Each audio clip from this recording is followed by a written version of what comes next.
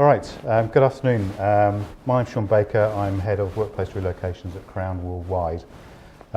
If anybody would like to get some more information about this after the event, you can find it by clicking onto that link there, and you'll be able to download some white papers. There are a whole series of white papers from everything from well-being in the workplace right the way through to the workplace revolution.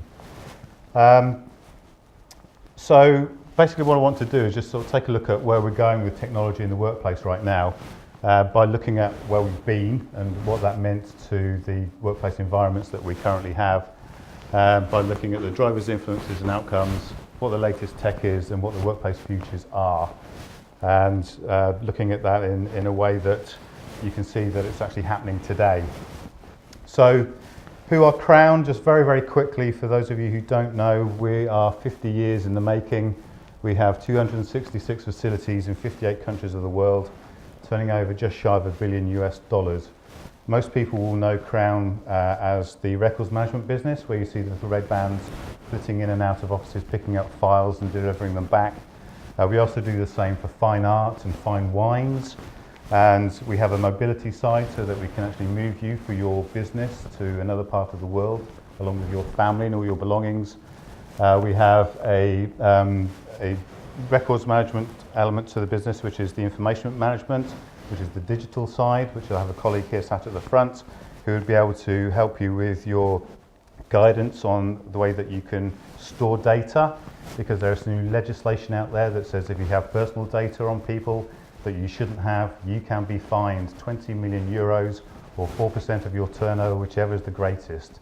So I would advise you to talk to Dom and he will find you ways to not get caught out. And my good self, I am in charge of the workplace relocations and workplace fit out element of the business. So before we get going and looking at the futures, there's a far more intelligent man than I, Confucius, who said, study the past if you would define the future. And the reason I want to do that is because when you actually look at some of the workplaces that we've been through and we've experienced, it's all been driven by technology. So when the walls came down from sort of the central corridors and all those offices that sat off either side, it was pretty much to generate a space for a typing pool. Now I quite like that, and I don't know why, whether it's because it's familiar or the colours or it's Mad Men, I don't know, but there's something about it I like. Although I know it wouldn't be nice to work in there having somebody staring at the back of your head. It would be uncomfortable. But there's something that feels quite homely. I think that's what that's about. So we went from those typewriter pools very quickly into a situation that was known as the Bürolandschaft, which is the office landscape in the 60s. So everybody wanted to promote communication and collaboration and open up the space. Does this sound familiar? This is back in the 60s. These spaces very quickly were found to be noisy. You couldn't concentrate. Again, probably sounding very, very familiar to the workspaces of today. There's a bit of a reaction to that, which was to start putting up walls to an element. So we had the cubicles that came in, and that coincided with desktop computers. So we had to find somewhere to sit that huge monitor that you had, but also a raceway to get all of your power and all your data to that computer, which sat beautifully within those cubicles. Again, people started to feel a little bit isolated by sitting in those situations. The next thing that we all then experienced was the dot-com boom. Now, this was all the young entrepreneurs that came into the workforce, and they tried to recreate those spaces they'd set up for their businesses. So you had lots of spaces that looked like their bedrooms, the garage, the workshop, the coffee shop, and they started to put in elements for a bit of fun. Now, there's nothing wrong with having fun in the workplace. It's to be encouraged to a degree. But we're still stuck in the 2000s. We have got slides everywhere. We've got metal slides, yellow slides, wood slides, triple slides, slides without slides, slides into ball pits, ball pit rooms, ball pit open plan, ball pits into beach huts. And what's that about? We've got large ones, small ones, beach huts with their own beaches. Beanbags. If I had £1 for every beanbag I put into an office, I wouldn't be stood here talking to you today. And swings. What's that about? You know, it could be great fun for 5 minutes, but actually, what does that do to the productivity of your staff? And there seems to be everybody's hooked up on these telephone boxes, no? Real ones, fake ones, digital ones, pseudo ones. Even transport as meeting spaces. I've got to put my hands up here because some of those are mine, actually. And that is by far and away the most comfortable meeting space I've had a meeting, that refurbished Pullman carriage. And yes, it did win as part of the coolest office of 2015, but hey, what can I say? But it all came to a zenith with this fantastic environment. Invention Land, Pittsburgh, Pennsylvania. That's their boardroom. It's King Arthur's Round Table. They work on a galleon. They have a racetrack where the tech guys are. You know, this is theme park work environments. That's as bad as it gets. And we've been putting up with this for like 10 years plus. So we got to the 2010s, and then it was all about the well-being of the staff. Suddenly the focus changed. It wasn't just about having the fun in the environment. It was about the staff. There's a staff shortage. There's a skill shortage. What can we do to retain and attract the best staff that's out there? And suddenly there was an awful lot of data that was being made available to businesses who were looking to change. There were lots of statistics that were out there that tried to prove what the benefits were. Now, it's debatable how you actually monitor that and how you get those numbers, but they felt that there was a benefit by doing that going forward. And as I say, there has been an awful lot of data. But probably the most important thing is if you actually consider the workplace or work as an activity and not a place, because that changes your whole mindset about the way that you set up a work environment. And that's probably the best definition that I've found for work as an activity. Okay? And there are all kinds of benefits of businesses who've now started to look at that and actually started to produce these elements that pertain to a function that you need to do at that time. And we always stress that when we look at a workspace, it's about evidence-based solutions. Don't just go putting in one of those slides because you've seen it, you thought it was fun. Because I can tell you that if you go down the way in Google, you will be dusty when you get to the bottom. It doesn't get used.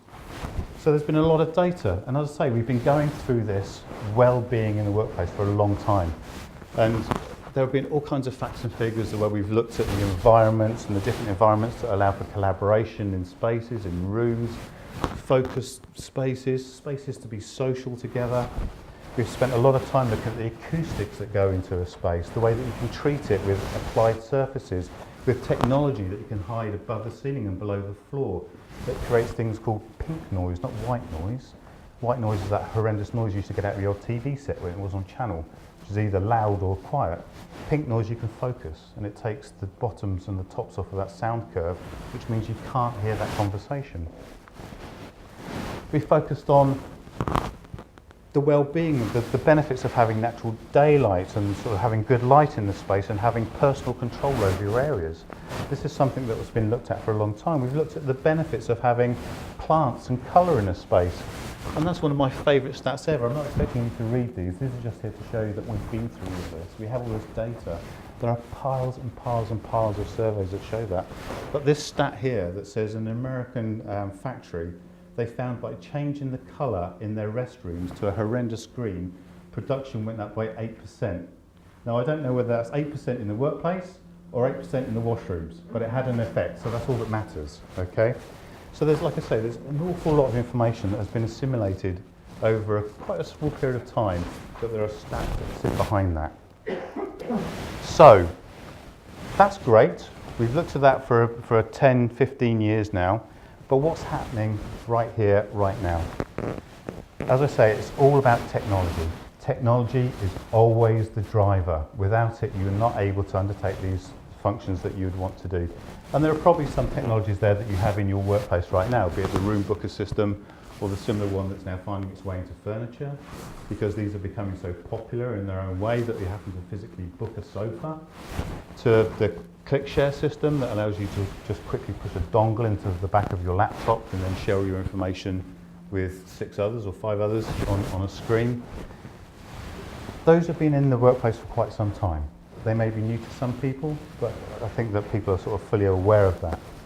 They're also aware of things like follow-me printing, the fact that you don't have to have these fully immersive rooms anymore that used to cost you £250,000 to create. You can actually do it from your phone, let alone your desktop.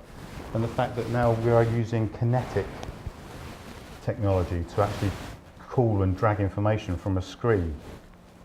This is where it's headed.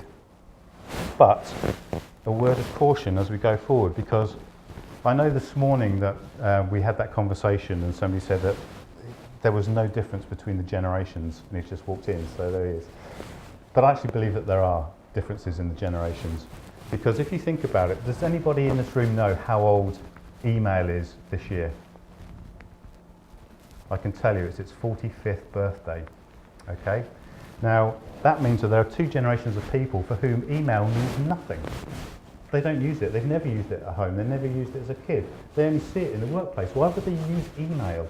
They've only ever used their handsets and just text.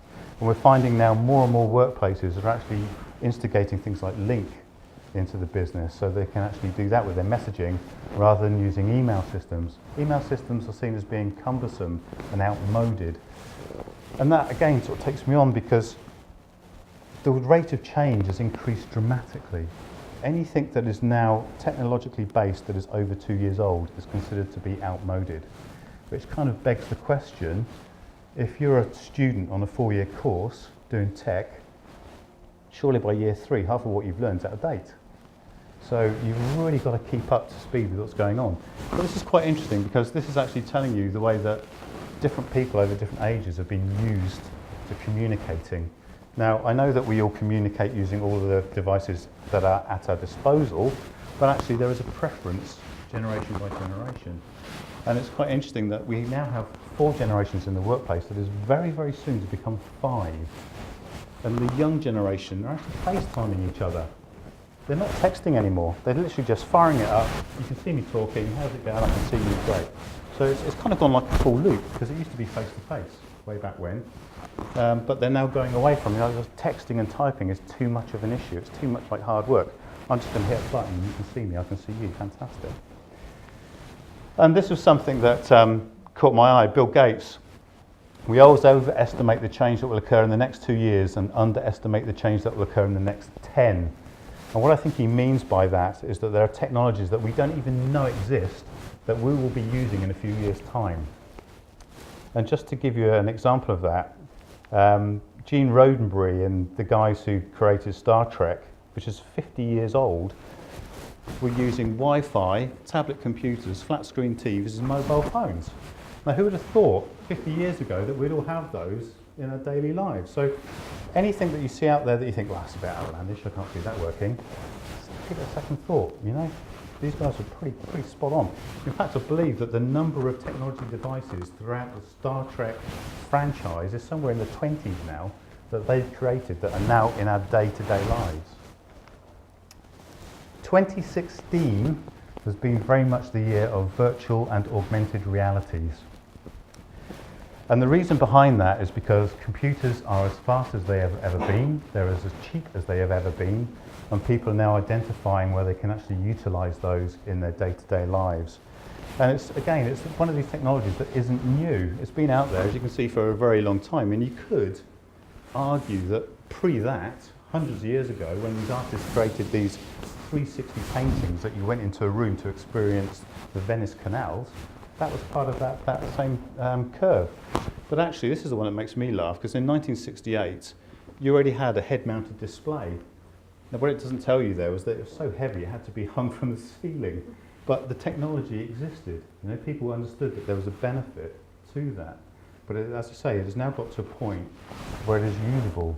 Last week, I actually had a situation where I had a headset on with a client, and we were in a virtual world looking at their scheme, and I was able to show them what it looked like, and they were able to, with a hand gesture, conjure up a panel that they could then select a finish for that sofa and a finish for that desk and make their decision.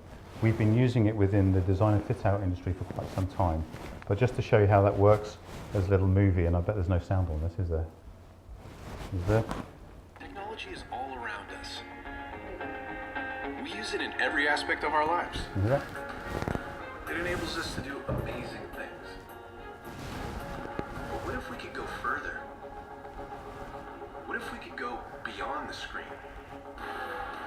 Where your digital world is blended with your real world. Now we can. This is the world with holograms. What will they enable us to do?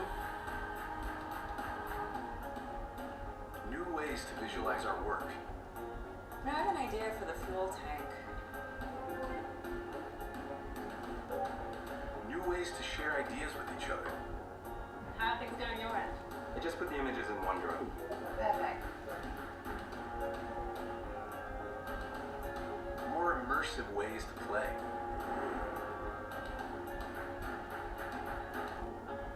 New ways to teach and learn. So put the new trap in the place of the old one, Now what? then tighten here and here. New ways to collaborate and explore the places we've never been. Look at this formation. Let's take a closer look.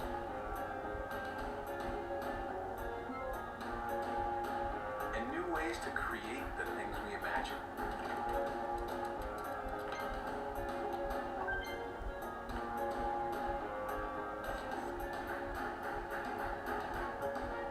Because when you change the way you see the world, you can change the world you see.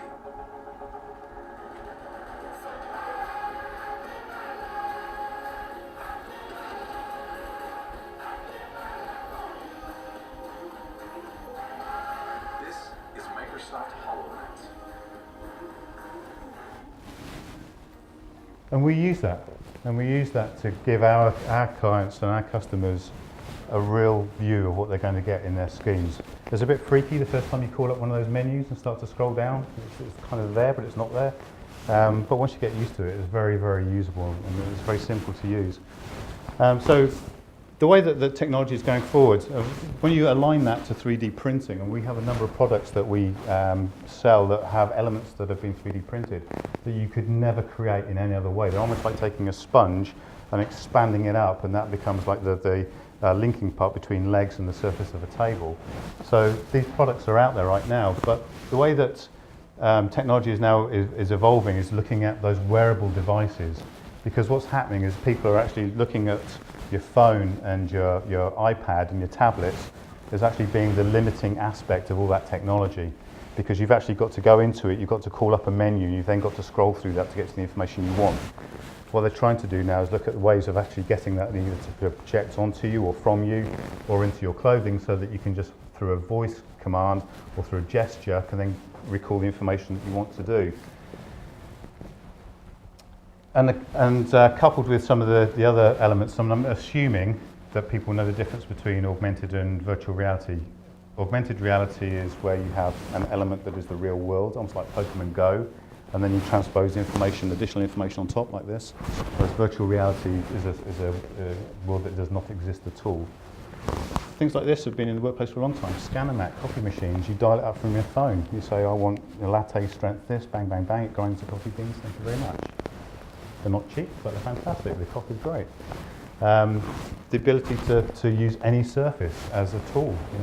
It is possible to project onto them and use them. But as I say, the thing that people are now investigating is wearable technologies. And I'm not saying this next little clip is the solution. I'm just saying to you, this is how easy it is to do it, okay? So we are able to create 3 classes of devices. The first class is input devices to turn your skin into a trackpad or controller to adjust your music player. The second class is output displays. For example, a rose on your skin that would change color based on your body temperature, or a fire that would light up to show your emotion. The third class is communication devices, such as NFC tags, so you can read data directly off your skin. We can even enhance the aesthetics of existing metallic temporary tattoos by embedding LEDs. So I'll cut that off now because that goes on, but basically what I'm trying to show you there is that there is a lot of investigative work going on into how wearable technologies can actually be developed to make that interface easier, so you don't have to pick up a handheld device and actually start dialing in and doing whatever else, because it becomes part of you. And the other thing is AI, artificial intelligence. You just saw those old movies scroll through there, and most people have this idea that AI is all about these humanoid robots that are going to come in and steal our workplace from us. Well, that's true, they are out there, and there are elements, and we were talking earlier about a robot that they gave one of those ball and cup games to, and they basically said to the robot, try and catch the ball in there. And AI is all about learning. And this robot did it for over 100 times, and then it got it. And then it realized that that's how you did it. It didn't miss thereafter. Every single time it flicks that ball up, it gets it in the cup. The other thing that we were talking about learned intelligence with computers was they had 3 computers in a room.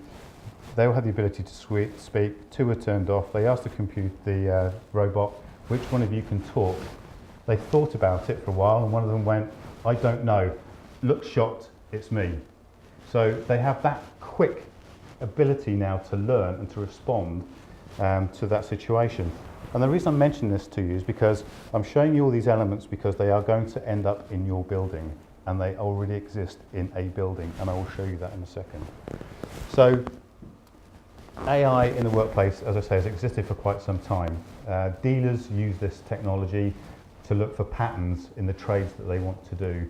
It's something that they would have to spend vast amounts of man hours to try and locate, but the machine can very quickly find those patterns and those deals and then advise them on that and learn the responses as well. So that's all very good, all well and good having that information to hand, but you need to be able to have that interface to allow you to utilize it. And there are many products out there. This just happens to be one. This is a Dutch company. And again, the reason I'm showing this is because this pertains to a building I'm going to show you shortly. But this becomes your very personal PA as you go around your space. It recognises you when you come into the space. It assigns the workstation that you require. It knows what all your preferred settings are, so it'll alter the lights and the air control. It will notify all the people you are due to meet that you've arrived. It will notify you where they are in the building, and it will allow you to then get on with your day in a much quicker way. They do have a fairly snazzy short movie to show you how that works.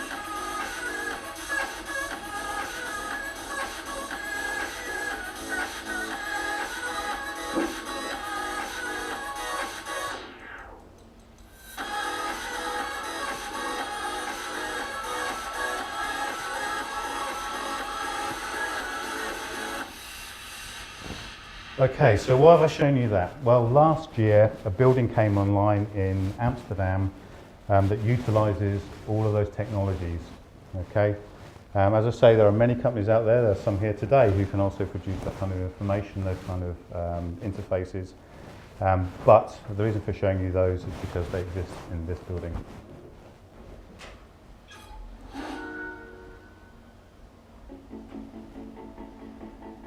Welcome to the Edge. This is certifiably the greenest office building in the world. But that just might be the least interesting part about it, because the Edge in Amsterdam is also possibly the most connected office space in the world. Working at the Edge is insane. It all starts with a smartphone app developed by the building's main tenant, the consulting firm Deloitte. When you arrive at the Edge, a camera recognizes you by your license plate for automatic access. And because it's the Netherlands, there are chargers available for electric cars. Inside, things start to get interesting because you don't have a desk. No one here does. Workspaces are assigned to you based on your schedule for the day. You have options. A work booth, a meeting room, what they call a concentration room, a sitting desk, a standing desk, a balcony desk. You can even just hang out in the sun-filled atrium all day. This concept is called hot desking, and it's what allows Deloitte to have 2,500 workers, but less than half as many desks at its Dutch headquarters. The app knows your preferences, and when you arrive at your workspace, the lights dim or brighten based on your stored settings. And any of the building's massive flat screens can be instantly paired with an iPhone or a laptop. So what makes all this possible? The LED light panels developed by Philips specifically for the edge are actually powered by low voltage Ethernet cables, which means every light in the building becomes its own internet connected data hub with 28,000 sensors that makes the building and its users smarter. The building becomes a very important part of who we are and what we want to be, and we actually seen in recruitment that more people are now spontaneously coming to Deloitte because they want to work in this building. Oh yeah, and then there's these. The building has solar on the roof and on the south-facing wall, enough to power the building and all of the electric cars, computers, and smartphones used by its employees. And those employees are kept warm by two enormous boreholes tunneling more than 400 feet down beneath the building. During the summer, the edge pumps warm water deep into the aquifer, where it sits insulated until it can be sucked back out in the winter to warm the building. Outside, there are beehive towers and bat homes to support the local pollinators, and even the rainwater is collected to flush the toilets and irrigate the gardens. We are planning to build a lot more buildings like these, and the next one will be smarter, and the one after that will be smarter as well. And we won't stop until all cities in the world are filled with buildings that are intelligent and that are not using any energy anymore. In the end, we will actually need less buildings in the world, but the buildings that are there will be used in a better way, will be more efficient, and will be using a lot less energy than in the past. So I think you get the idea. Well, that's pretty impressive. But actually, what do those workspaces look like that some of the bigger organisations are creating right now? So Amazon, Facebook and Apple pretty much are moving into spaces, or have moved into spaces, that are aligning their staff with the outside world. Part of the well-being seminars that we've been giving over the last 2 years have identified the benefit of having natural daylight and access to the natural world, and to realign and reset your body clock. It's so important. But it's quite interesting that ultimately they almost feel like large greenhouses as work environments. But that's not the only solution. Again, the Dutch government has actually sponsored some research into what might be a workplace of the future. What they've looked at and found is that you don't always want to sit at a desk, but most people tend to slump, flop, lay, perch, or whatever else it happens to be in a space. So they're actually looking to look at these weird and wonderful constructions to see if that might be a solution to give people everything that they need as a work environment. For me, as an extreme commuter, instant travel would be the thing high on my list, because it takes up an awful lot of my day, and I know that it's my choice, but actually I would rather live on the coast and travel into London and work there than actually live and work in London every day. So I hope that's given you an insight into some of the technologies that are out there right now that we're using. And in the words of another long distance traveller, live long and prosper. Thank you very much. Thank you.